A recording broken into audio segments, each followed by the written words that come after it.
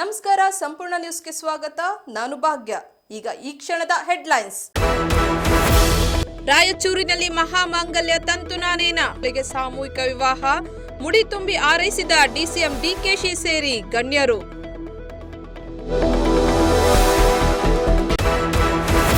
By election ಫಲಿತಾಂಶದಲ್ಲಿ ನಾವೇ ಗೆಲ್ತೀವಿ, ಕಾಂಗ್ರೆಸ್ ಸ್ಥಿತಿ ಮನೆಯೊಂದು 3 ಬಾಗಿಲಾಗಿದೆ. ಬೆಂಗಳೂರಿನಲ್ಲಿ ವಿಪಕ್ಷ ನಾಯಕ ಅಶೋಕ್ ವ್ಯಂಗ್ಯ.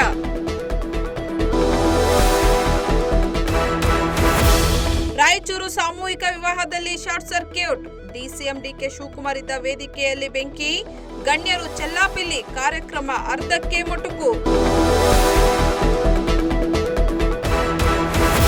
ಬೆಳಗಾವಿಯಲ್ಲಿ ಗೋಡೆ ಕುಸಿತಕ್ಕೆ 2 ಬಲಿ, ದೇವಸ್ಥಾನ ಹಿಂಭಾಗದ ಕಲ್ಯಾಣಿ ಬಳಿ ಘಟನೆ, 4 ಪೈಕಿ 2 ಸೇಫ್, ಇನ್ನಿಬ್ಬರು ನೋ ಮೋರ್.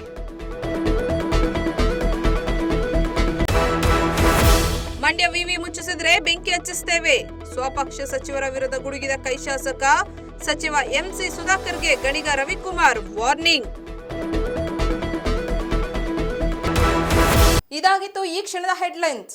ನಿರಂತರ ಸುದ್ದಿಗಾಗಿ ನೋಡ್ತಾ ಇರಿ ಸಂಪೂರ್ಣ ನ್ಯೂಸ್. ಇದು ನೊಂದವರ ಧ್ವನಿ. ಸಂಪೂರ್ಣ ನ್ಯೂಸ್, ಇದು ನೊಂದವರ ಧ್ವನಿ.